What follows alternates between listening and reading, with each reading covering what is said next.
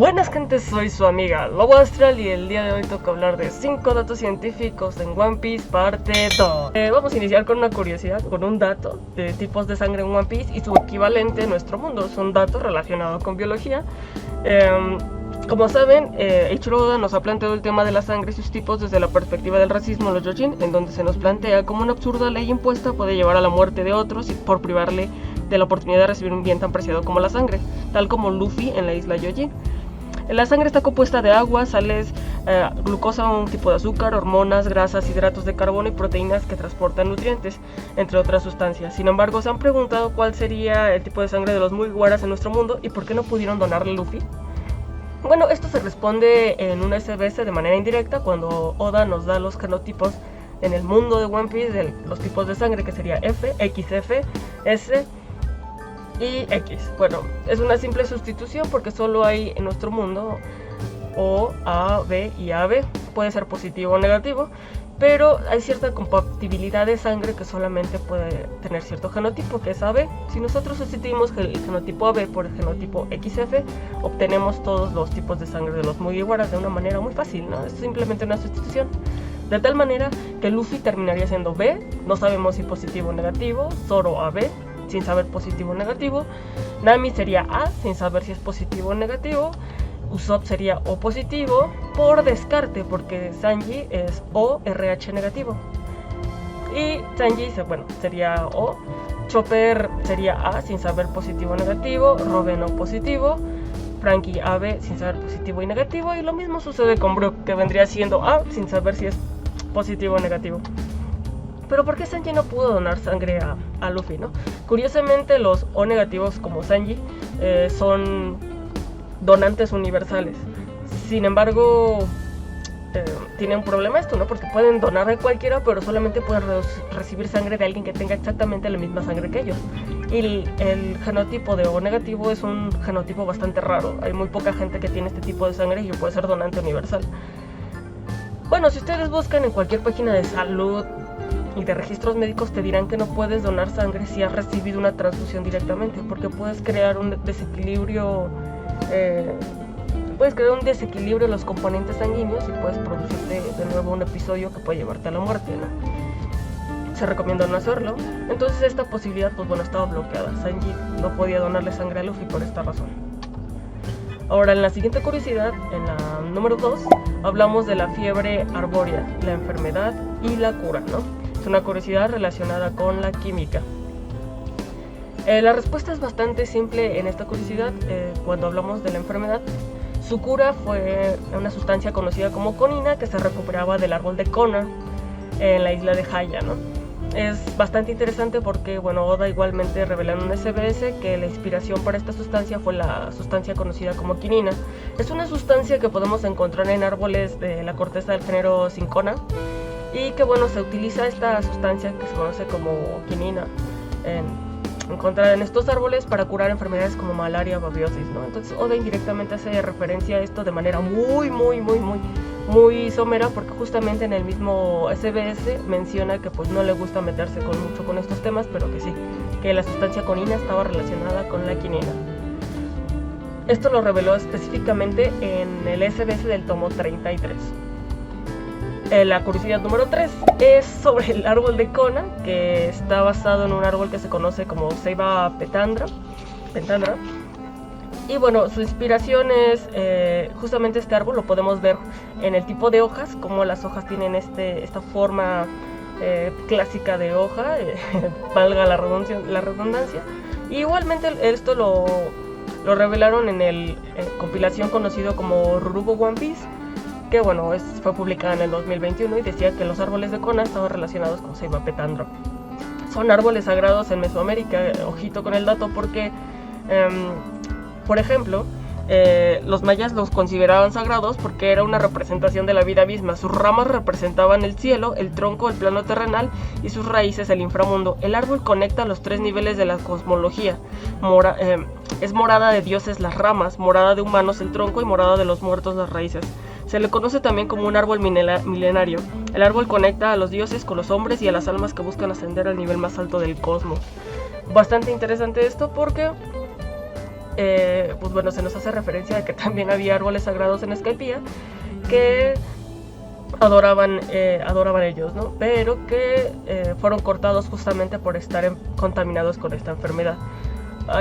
Es muy fuerte el hecho de que hablen de árboles sagrados porque, bueno, árboles sagrados no solamente hay un tipo en la cosmología mesoamericana, en la que obviamente Oda se inspiró para trazar el árbol de Skypiea y sobre todo la civilización en la isla de Haya, sino que hay varios tipos de árboles sagrados, ¿no? Como podemos ver en el códice Mayer.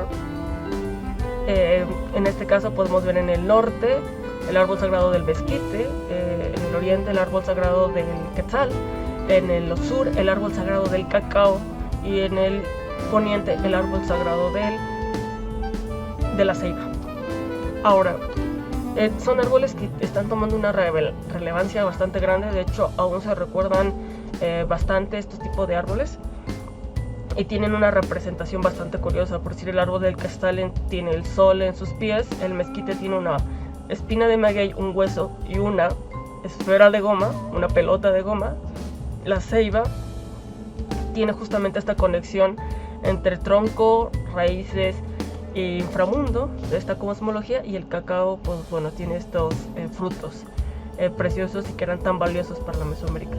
Bastante curioso porque en este sentido Oda podría retomar el hecho de diferentes tipos de árboles sagrados. Creo que en One Piece lo ha hecho ya, desde poner referencias a árboles sagrados como el árbol del tesoro de Adán o el árbol de Eva, que es el que le lleva a luz solar a partir de sus raíces a los Yojin. Entonces puede él jugar con este tipo de árboles sagrados porque, pues bueno, hay mucho de dónde escoger. La curiosidad número 4 es el efecto de Brocken o los gigantes entre las nubes. Esta es una curiosidad relacionada con la meteorología y con un fenómeno físico. En la física, ustedes recordarán justamente al empezar el arco de Skypiea cómo vimos estas sombras magníficas donde pensábamos todos que podrían tratarse de gigantes o de seres monstruosos que estaban viviendo en el mar, cuando realmente se trataba de un fenómeno físico, ¿no?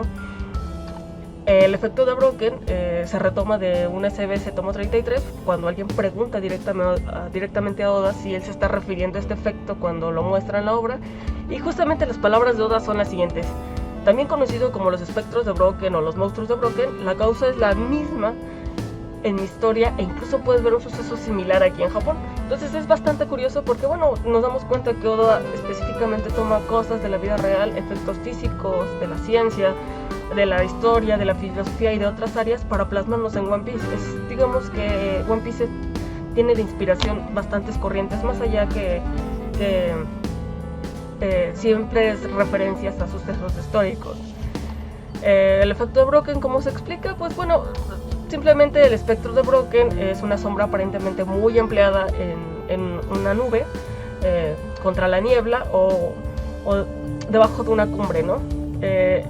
O cresta, y es rodeada por franjas de colores esta sombra, ¿no? Que resulta de la difracción de la luz. El efecto es como una ilusión, ¿no? Simplemente es una ampliación de un observador sobre una nube, ¿no? Que por fenómenos físicos realiza una proyección a partir de la luz y, bueno, se ve la sombra realmente ampliada. Es justamente el mismo efecto que se puede ver en Luffy cuando está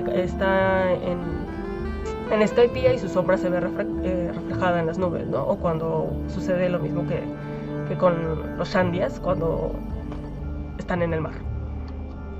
Y por último, la curiosidad número 5 es referencia a la micología y se trata de Amiudake o la manita muscaria.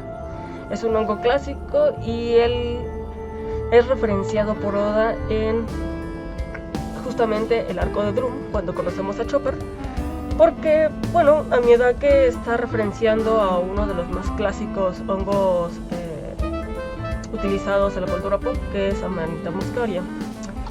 De hecho, pues bueno, este hongo puede ser una inspiración de Amanita muscaria porque pues, es un hongo clásico representado en la cultura pop y es el mayor hongo tóxico con reputación mundial. Al deslavarse por la lluvia, la tonalidad puede cambiar de rojo intenso a un rojo más suave o diferentes matices. Es una especie de amplia distribución desde bosques fríos de Siberia hasta de bosques de pino en Centroamérica. Es una especie cosmopolita. y bastante interesante, ¿no? Creo que es una clara referencia a este hongo. Es un hongo clásico que puede verse también en otros programas, como podría ser los pitufos, ¿no?